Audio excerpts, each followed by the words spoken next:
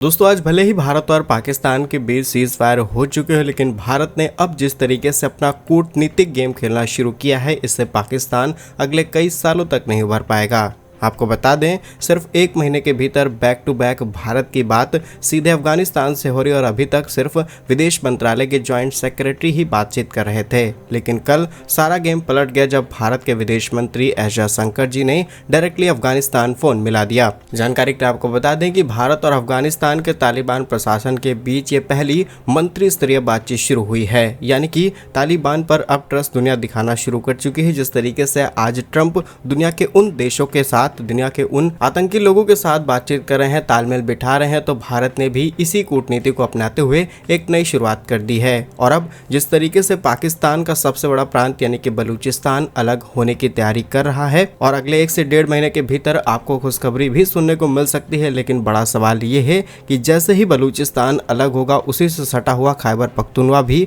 अपने आप को इंडिपेंडेंट कंट्री बनाने की तरफ काम बढ़ा देगा। और ऐसे में टीटीपी, जो कि ऑलरेडी खैबर पख्तूनख्वा में बहुत ज्यादा एक्टिव है, वो सीधा अफगानिस्तान के साथ बॉर्डर शेयर करते हैं, यानी पाकिस्तान का 70% हिस्सा पाकिस्तान से अलग हो जाएगा। जानकारी के लिए आपको ये भी बता दें कि भारत और अफगानिस्तान के बीच हुई फोन कॉल बात में पाकिस्तान का भी जिक्र किया गया है। आइए जानते हैं पूरी अपडेट क्या है, क्या कुछ चल रहा है भारत के पड़ोस यानी पाकिस्तान और अफगानिस्तान में, और कैसे भारत एक नई कूटनीति की दिशा में कदम बढ़ा रहा है। यदि आपको हमारा काम पसंद आए तो वीडियो को लाइक और चैनल को सब्सक्राइब किए बिना मत जाइएगा। तो दोस्तों ये खबर सामने निकल के आती है 15 मई 2025 को, जब भारत के विदेश मंत्री डॉक्टर एस जयशंकर जी अफगानिस्तान के तालिबान सरकार के कार्यवाहक विदेश मंत्री मौलवी आमिर खान मुत्तकी से फोन पर बातचीत की है। यह भारत और तालिबान प्रशासन के बीच हुई पहली मंत्री स्तर की बातचीत थी, जो दोनों देशों के बीच संबंधों की एक नई शुरुआत की दिशा में काम बढ़ाती है। और इस बातचीत में सबसे पहले जिक्र किया गया उसी बात का जिसके बारे में आप सोच रहे हैं, दो था पहलगाम हमला। पहलगाम हमले को लेकर के तालिबान की तरफ से क्लियरेंस दिया गया कि किस तरीके से जम्मू कश्मीर में आतंकी हमला हुआ है, हम इस हमले की निंदा करते हैं और हम पूरा सपोर्ट करते हैं ऑपरेशन सिंदूर का। और सबसे बड़ी बात कि जब भारत ने ऑपरेशन सिंदूर चलाया था, तब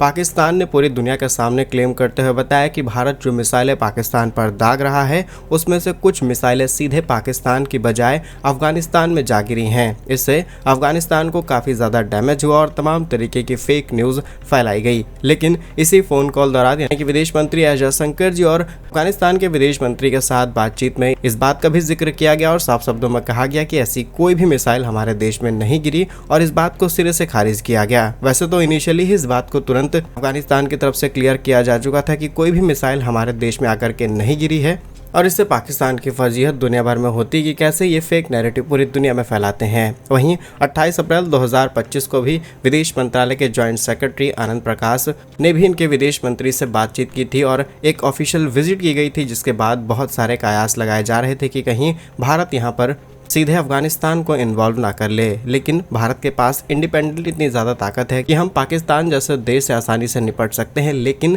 यहाँ पर सवाल आता है कि भारत आखिर वो कौन सी कूटनीति खेल रहा है। तो कूटनीति ये है कि पाकिस्तान जैसे, चीन, बांग्लादेश जैसे देशों के साथ दोस्ती बढ़ाते हुए भारत के ऊपर नज़र रखता है, और कभी भी इन्वॉल्वमेंट होती है या फिर डायरेक्ट फुल फ्लेज वॉर दोनों देशों के बीच शुरू होता है, तो इन पड़ोसियों का साथ लिया जाएगा। भारत भी वही फॉर्मूला अपना रहा है कि अगर पाकिस्तान के साथ आगे चल के किसी भी तरीके का युद्ध होता है, और भारत ने अपनी कूटनीति में क्लियर कर दिया है कि अगर पाकिस्तान किसी भी तरीके का आतंकी हमला भारत पर करता है तो हम उसे एक्ट ऑफ वॉर की तरह देखने वाले हैं। तो पाकिस्तान बहुत सोच समझ करके कोई रिएक्शन देगा, लेकिन भारत का इस तरीके से पाकिस्तान के पड़ोसियों में इन्वॉल्वमेंट और उन्हें अपने पक्ष में लेना, ये है असली कूटनीति। क्योंकि इसके बाद तालिबान पाकिस्तान के ऊपर प्रेशर बनाना शुरू करेगा, भारत इस फ्रंट से वॉर छेड़ेगा, और उधर ईरान या फिर बलूचिस्तान की बात की जाए तो इन अलग अलग लोकेशन से जब पाकिस्तान के ऊपर प्रेशर बनेगा तो पाकिस्तान खुद को संभाल नहीं पाएगा और भारत का एक बड़ा ऑपरेशन इजीली सक्सेसफुल हो सकता है। और आप कह सकते हैं कि ये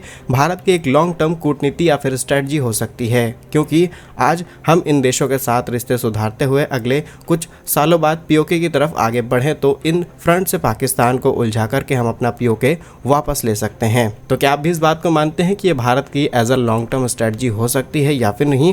कमेंट में यस और नो के साथ अपना आंसर जरूर कीजिएगा। वहीं फिर वापस लौटा जाए भारत और अफगानिस्तान के बीच हुई बातचीत में, तो जयशंकर ने अफगान लोगों के साथ भारत की मित्रता पर जोर दिया। अफगानिस्तानियों को लेकर के जो वीजा प्रोसेस और तमाम तरीके के प्रोजेक्ट लटके हुए थे उन्हें फिर से शुरू करने की बातचीत की गई है। इसके अलावा दोनों नेताओं ने साथ में यानी कोऑपरेटिव डेवलपमेंट पर फोकस करने पर बात की है। वहीं तालिबान के प्रवक्ता हजीफ जिया अहमद ने बताया कि विदेश मंत्री ने भारत के अफगान व्यापारियों और मरीजों के लिए वीजा प्रक्रिया को आसान करने के लिए कई अलग अलग डायमेंशंस में बात की और जल्द से जल्द इसकी शुरुआत की जाए, इस प्रोसेस को आसान किया जाए। वहीं भारतीय जेलों में बंद अफगान कैदियों को भी रिहा करने का अनुरोध किया गया है। जयशंकर ने इस मुद्दे पर त्वरित ध्यान देने और आश्वासन दिया है ताकि आने वाले समय में दोनों देशों के बीच रिश्ते अच्छे हो सकें। अगस्त 2021 में तालिबान के सत्ता में आने के बाद भारत ने अफगानिस्तान में अपने राजदूत और कर्मचारियों को सुरक्षा कारणों से वापस बुला लिया था। हालांकि भारत ने अफगान लोगों के प्रति अपनी प्रतिबद्धता को बनाए रखा और 2022 में काबुल में एक तकनीकी टीम तैनात की और राजनीतिक उपस्थिति को फिर से शुरू किया गया। भारत आज भी तालिबान प्रशासन को औपचारिक मान्यता नहीं देता, लेकिन जिस तरीके से तालिबान इंटरनेशनल लेवल पर अपने आप को as a good political leader दिखाने की कोशिश कर रहे हैं, हो सकता है जल्द ही इनको मान्यता भी दुनिया से मिलनी शुरू हो जाए। और अगर एक बार भारत की तरफ से शुरुआत हो जाती है या फिर किसी भी देश की तरफ से शुरुआत हो जाती है तो ये लिस्ट बहुत लंबी हो जाएगी, जिसके बाद तालिबान को और ज्यादा रिस्पेक्ट मिलने लगे। इसके अलावा जनवरी 2025 में भारतीय विदेश सचिव विक्रम मिश्री ने दुबई में भी तालिबान के विदेश मंत्री से मुलाकात की थी। इस बैठक में तालिबान ने आश्वासन दिया कि वह अफगान धरती पर भारत विरोधी गतिविधियों का इस्तेमाल नहीं होने देगा, फिर चाहे वो पाकिस्तान के अंदर हो रहा किसी भी तरीके का ऑपरेशन हो। अगर उसके तार अफगानिस्तान से जुड़ते हैं तो हम किसी भी कीमत पर इसे एक्सेप्ट नहीं करेंगे। और भारत अफगानिस्तान का रिलेशन आज का नहीं बल्कि सालों पुराना है और लंबे समय से दोनों देश साथ में रहते आए हैं, साथ में बहुत तरीके के व्यापार करते आए हैं। इसके अलावा ये भारत के लिए बहुत गोल्डन अपॉर्चुनिटी है कि हम इसे रिकॉग्नाइज यानी कि तालिबान को हम रिकॉग्निशन देते हुए डेफिनेटली एक उन्हें इंटरनेशनल लेवल पर हाईलाइट कर सकते हैं और ये एहसान वो कभी नहीं भूलेंगे।